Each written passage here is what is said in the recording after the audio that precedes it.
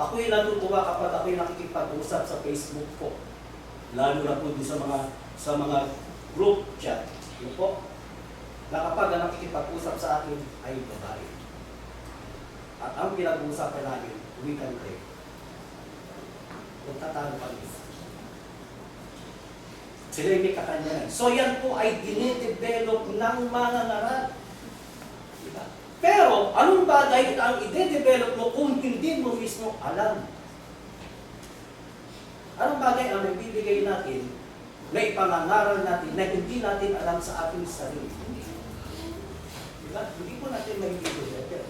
So after a length of time as Christians, we are under obligation to teach, to communicate the gospel to others. So yung po salita ko, apeleo, translate po to owi, kagaya po nito sa ginamit po sa talata nito, at yung ibo halos karamihan po ginamit yung oath to be addition, na kayo nararapat maging mga guru. Yung salita po ngayon ay nangangahulugan to be indebted, under obligation, or constraint is after a certain time, a sign of our maturity, tanda ng ating pagiging matatag sa pananampalataya sa ating Panginoon.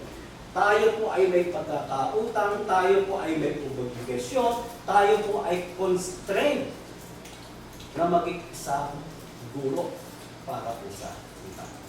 So hindi ang pagiging Kristiyano hindi lamang po sa ating sarili.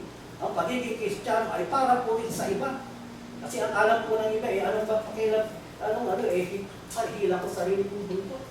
Pero kung pag-aaralan po natin yung tinatawag na sower, na yung pong bibig na napunta sa mabuting lupa, ay nagbubunga at nagbubunga. Yung pagbubunga ay bahagi, at bahagi po yun dito ay ang pangangaral. Sabi nga ng Apostol sa ng ating Panginoon si Cristo, bumayo kayo, gawin ninyong alagad ang lahat ng mga bansa, na sila inyong bautismo sa pangalan ng Ama na Anak at Espiritu Santo, na ituro ninyo sa kanila na kanilang ganapin ang lahat ng mga bagay na inuutos sa inyo.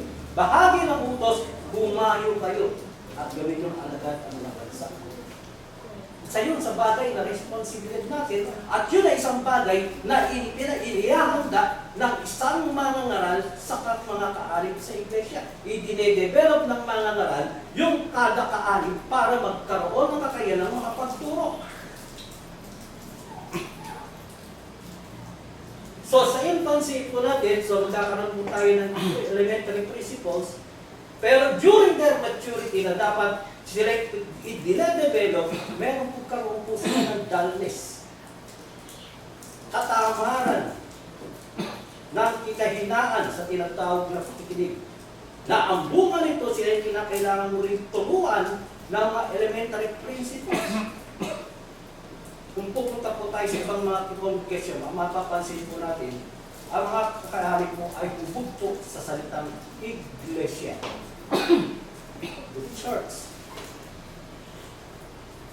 Diba? Yun po. That is the very clear po, isang elementary principle po ng pag-aaral ng banal na kasulatan. So, bilang kung tayo magiging isang guro, ano po ang tinatawag na primary tools po natin sa ating pagpapalagat ng salita? Ang Biblia. This is our primary tools. Ngayon, kung tayo po ay pupunta po sa mga kababaihan po, kung tayo po ay magnanais matuto ng kulinary, wala po sa bahay na lamang po. Sasabihan sa pagluluto. O, napakalakas naman ang apoy na yan, nasusunod yan. Sa isang banda naman, napakahina naman ang apoy ito. Kailan pa magluluto yan? So, pinag-aaralan natin kung paano natin gamitin yung ating pangunahing gamit. Kadaya po, halimbawa, kung pupunta po tayo doon sa tinatawag na trade school, ang trade school po, hindi po sila agad-agad tuturuan, ganito gawin yan, ganito, mag-design ka ng ganito, hindi po. Ipinakikilala po nila ng instructor yung pinaka-basic na gamit na dapat nilang gamitin. Halimbawa po, tester. Pinakikilala po, itinuturo po ng instructor kung paano gamitin ang tama ang tester. Sapagkat meron po maraming maling paggamit ng tester. Sa atin po, ang Biblia ang gamit po natin. At nung nakaraan, yung sa lahat ng yung nakaraan pong 4 na buwan, lahat po ng tinalakay po natin, bagamat baguhan po sa inyong isipan, ito po ay may kailangan kung paano natin gagamitin ng tama ang Biblia. Kaya po, hindi na po tayo magtatanong na bakit po, Brad, bakit ganito, ibang sinabi rito? Dito sa isa, iba naman ang sinita. So, hindi na po tayo magtatanong sapagkat meron na po tayong kaalaman. At meron na po tayong batayan kung paano po ito gagamitin sa ating papakinig. May batayan na po tayo kung paano po natin sisiyasatin ang banal na kasulatan. Sa isang bagay na hindi po natin alam, dalawa lamang po ang pwedeng mangyari. Kung meron tayong interest, ang sabi po natin, kapag may interest, maraming paraan. Brad, ano ba ibig mo sabihin dyan? Brad, hindi ko maintindihan ito eh. Brad, pwede bang pakituro mo, Vic? At kasi hindi namin maintindihan, medyo malaro. Makinig nyo naman sa amin. Pag ayaw, Brad, kung preacher lang yan eh. Brad, may kinalaman ba yan sa kaligtasan? So yan ang mga bagay na katanungan sumasabi sa amin. Kung ayaw, may paraan. Kung gusto, may mga paraan, maraming paraan. Kung ayaw, maraming paraan. Maraming ilan. Diba? Maraming ilan. So yan po isang bagay na katotohanan po sa atin. Ang sabi po ng ilan, Brad, pang-preacher lang yan. So, hinibawa po natin sa isang kaharian, yung ating ginawang pagtuturo. Kung ang isang pagkain po ay para lamang po sa mga general, hindi ba matutuwa ang kanyang mga citizen kung ang pagkain para sa general ay pinagkaroon sa kanyang mga citizen? Hindi ba matutuwa ang mga tao? Hindi ba maka-appreciate? Sasabihin ba ng mga citizen, hindi pwede yan, para lang sa mga general yan. Hindi ba sila magpapasalamat? So yung pong ginawa po natin sa loob ng 4 na buwan, yan po ay pang-una niyo, natitiyak kong una ninyong nalaman. At tinitiyak kong unang-una ninyong manarinig. At yan po ay parang naging mabigat sa akin, sa ating pong pagdinig. Subalit, sa lagi nating pagkagagamit, sa lagi nating pagkakakita, ito po ay natututunan natin unti-unti. Kaya man sabi ko nga, yung bato ay kaya pong butasin ng patak na tubig. Ganyan po ang tinatawag na learning o yung tinatawag ng pagkakuto. Of whom we have much to say and hard to explain, patungkol sa kanya, Hebrew chapter 5 verse 11.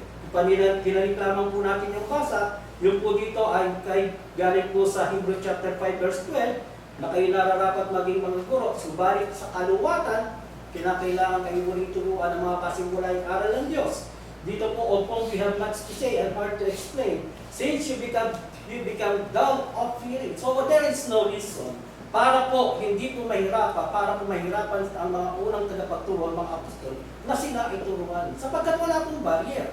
Unang-una po ang mga apostol ay guided by the Holy Spirit. They are guided and performing miracles. So hindi po mahirap. At wala pong barrier because the mga apostol at yung kanyang tinuturuan ay kapwa nabubuhay sa isang state o isang context. No? Isang konteksto.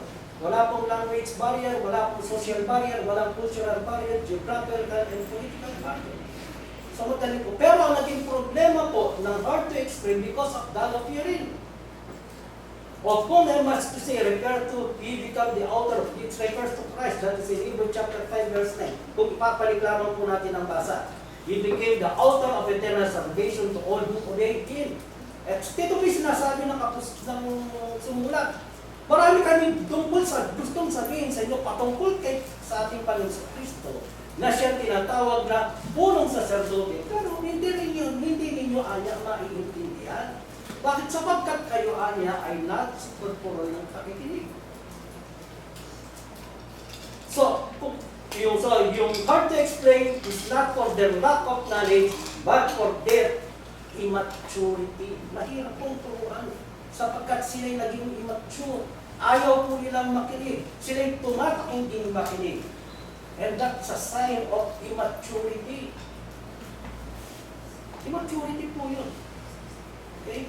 Kaya nga sabi dito, na sila dapat, sa infancy, dapat po, lalaki po sila, lalago po sila, pero naging immature po sila. Sa dullness po sila, muli silang nararapat turuan ng pasimulaing aral ng ating Panginoon. Diyos, para